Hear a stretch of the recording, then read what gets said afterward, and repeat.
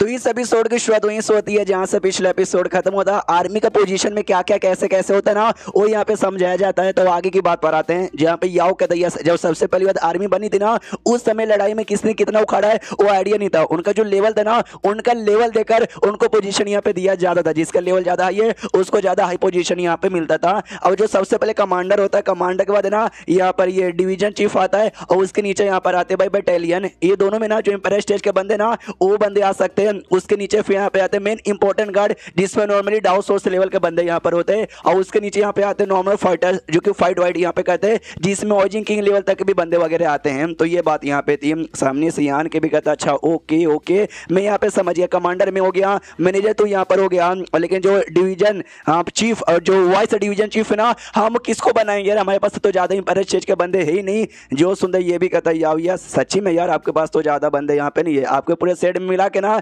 14 यहाँ पे empire stage के बंदे हैं। यान के बोलते एक सेकंड, 14 इंपायर स्टेज के बंदे भाई 14 कब यहाँ पर हो गए? ये कहता सच्ची में 14 है, आपको मिला के 14 यहाँ पर है, जिसमें से आपको छोड़ के बाकी सब तो इंपायर स्टेज के पहले लेवल पर है। वो सबका नाम भी बताता है। यान के भी कहता वाह 5 सालों से गायब था, 2-4 है ना और बंदों का यहाँ पे लेवल अप हो गया। लेकिन इसमें से ग्रैंड मास्टर नैंगमेंग जो कि एरे वेरे बनाता है, हम उसको काउंट नहीं कर सकते। हुओ नाम की एक लड़की यहाँ पे थी जो आर्टिफैक्ट बनाती है, हम उसको भी काउंट यहाँ पे नहीं कर सकते, क्योंकि ये दोनों का काम है ना चीजें बनाना है, लड़ाई करना नहीं।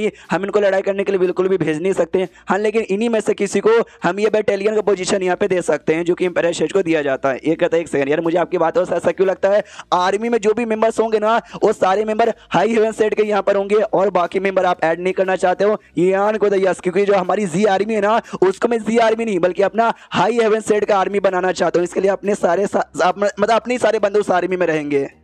और ऐसा यहाँ पर जो सारे मेंबर अपनी रहेंगे ना, तो ज्यादा छोड़ शराबा फालतू नौटंकी यहाँ पे नहीं होगा। जो सुंदर याओ कहते हैं आपके विचार तो बहुत ही बढ़िया, लेकिन ये करना मालूम है कितना डिफिकल्ट होगा।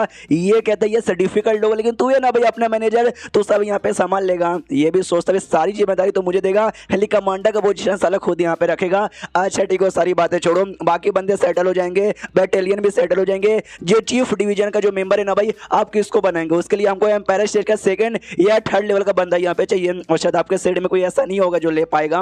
ये कहता है अभी के लिए यहाँ पे नहीं है, लेकिन शायद बहुत जल्दी यहाँ पे हो जाएगा। 7 मिस्टिक सी है ना, उस सेट में यहाँ पे जाओ और जाके जो अंकल ली है ना, अंकल ली से भाई पूछो इस पोजीशन के बारे में। ये कहता है एक सेकंड, वहां से किसी बंदे को बुलाओगे और अपने सेट का मेंबर यहाँ पे बनवाओगे, और फिर आर्मी में भी उसको चीफ डिवीजन का पोजीशन दोगे। ऐसा करने का प्लान है क्या? ये भी कहता है ऐसा ही करने का प्लान, इसलिए जाके उनसे बताओ। ये कहता है ना भाई ये काम थोड़ा हार्ड लेवल का है, ये काम जाके तुम ही यहाँ पे करो, जो ही ज्यादा ठीक है यहाँ पे रहेगा। यान को तो भाई देखो काम मैं खुद यहाँ पे कर लेता, लेकिन अभी मैं बिजी हूँ, दूसरे को बहुत इंपॉर्टेंट काम करने यहाँ पे जाना है, तो मैनेजर यहाँ पर हो ना, कर लोगे। ये भी सोचता भी जो बड़े बड़े काम सारा ना भाई मुझे देके लटका देता है। अब बदले में मुझे क्या मिला है? बाबा जी का टुल्लू। यान के जो प्रिंसेस लैन यहाँ पे थी ना भाई, वही ब्राइट मुर्गे टेम्पर की बेटी, उसके पास जाना था। मनी मन सोचता मैंने वादा किया था कुछ भी हो जाए तुम्हारे बाप को बचा के लाऊंगा, नहीं बचा पाया। तो ऑफकोर्स भाई मुझे हिम्मत नहीं हो रही उसके साथ मिलने की, उससे आंखें मिलाने की, लेकिन बाई चांस मिलेंगे वो मेरे पे गुस्सा करेगी, मुझे मारना भी चाहेगी, तो मार सकती, मैं रोकूंगा नहीं। लेकिन जैसे उसके सेट में लौटता ना, 5 कलर पगोड़ा नाम का एक पगोड़ा यहाँ पे था, यानी एक बिल्डिंग टावर था जो कि एक टाइप का आर्टिफैक्ट है,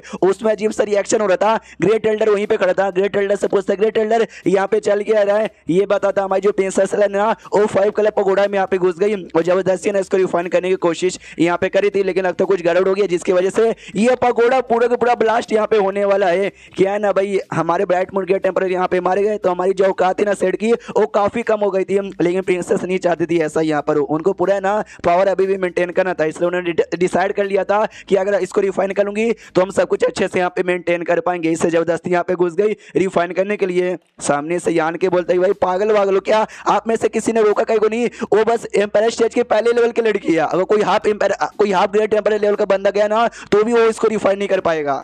जो सुनते ग्रेट एल्डर कहता है तुमको क्या लगता है हम इतने पागल है क्या? और चोरी चुपके से चली गई। अगर हमको मालूम होता है कि वो अंदर जाकर रिफाइन करने वाली है, हम उसको यहाँ पे रोक देते, हम कभी भी जाने यहाँ पे बिल्कुल भी ना देते यार। हमारे ब्राइट मून गेट टेम्पर का मरने के बाद इकलौती हमारी आशा उम्मीद की किरण है ना, वही यहाँ पे बची हुई है। उनको कुछ हो जाएगा तो हम लोग बिल्कुल भी सह नहीं कर पाएंगे। जो 2nd एल्डर यहाँ पे था वो कहता है उनके पास कोई अजीब सी सील भी यहाँ पे थी, जो सील शायद उन्होंने यहाँ पे लगा दिया, जिस चक्कर में ना हम लोग अब चाह के भी अंदर जा ही नहीं सकते। शैव नाम का एक लौंडा यहाँ पे था, अगर आपको याद होगा, वो यान के बाकी से कहते प्लीज कुछ भी कर लो और लैंड को बचा लो। यान के कहते मैं पूरी कोशिश यहाँ पे कर सकता हूँ, लेकिन एक सेकंड यार, आपने बोला सच्ची में अंदर कोई जा ही नहीं सकता, कोई नहीं जा सकता। ये लोग कहते यार सच्ची में कोई नहीं जा सकता। ये कहता बाकी जो ग्रेट टेम्पर है आपने उनको नहीं बताया क्या? ये लोग कहते हैं हमने मैसेज तो भेज दिया है, अभी तक कोई रिस्पॉन्स यहाँ पे नहीं आया है। तभी जो I am blood get temper ना खुद यहाँ पे आ जाता है। सब लोग कहते हैं I am blood get temper आप आ गए प्लीज जल्दी से कुछ यहाँ पे कीजिए। देख सकते हैं अजीब सा रिएक्शन यहाँ पे हो रहा है, ऐसा लगता है ना पूरा टावर यहाँ पे ब्लास्ट हो जाएगा। अगर बाई चांस टावर ब्लास्ट यहाँ पे नहीं हुआ तो भी अंदर गड़बड़ यहाँ पर होगा, धीरे धीरे टाइम गुजरेगा,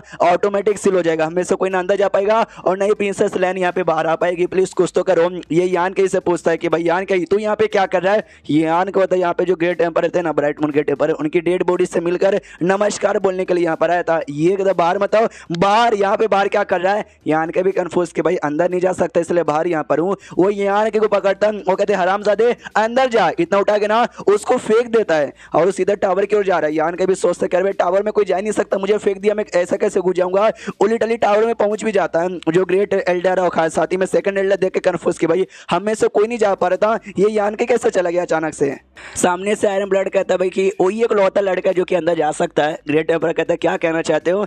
ये कहते हैं कि भाई मैं भी अगर अंदर जाने की कोशिश करूँ ना, मैं भी आसानी से जा नहीं पाऊंगा, क्योंकि भाई ढेर सारे बैरियर और सील यहाँ पे लगा हुआ है। सारे बैरियर और सारे सील को तोड़ के जाने में मुझे भी कई महीने लग जाएंगे। ये लोग कहते हैं अच्छा मतलब आप भी आसानी से जा नहीं सकते, फिर यान कि इतना आसानी से कहीं को जा सकता है, क्या रीजन है? तो ये कहते हैं तुम खुद सोचो ना भाई क्या रीजन हो सकता है। अभी तक आइडिया नहीं पड़ा क्या? इनको आइडिया पड़ जाता है, कह रही है ब्राइट मून के टेम्पर की स्टार बॉन्डिंग जो पावर यहाँ पर है ना वो यान के पास यहाँ पर है। और जो पगोड़ा यहाँ पे था ना ये भी हमारे ब्राइट मून के टेम्पर ने न्यू फन किया था, ये उन्हीं का आइटम यहाँ पे था। तो ऑफकोर्स भाई ये जो ऑरा वोरा रहेगा ना इसका, वो हमारे यहाँ के ऑरा को रिजेक्ट यहाँ पे नहीं करेगा, क्योंकि उसके अंदर हमारे ब्राइट मून के टेम्पर का ऑरा जो यहाँ पे ठहरा। आयरन ब्लड कहता है यस फाइनली तुमने सही पकड़ा है। ये लोग कहते हैं फिर तो वैसा ठीक हो जाएगा ना।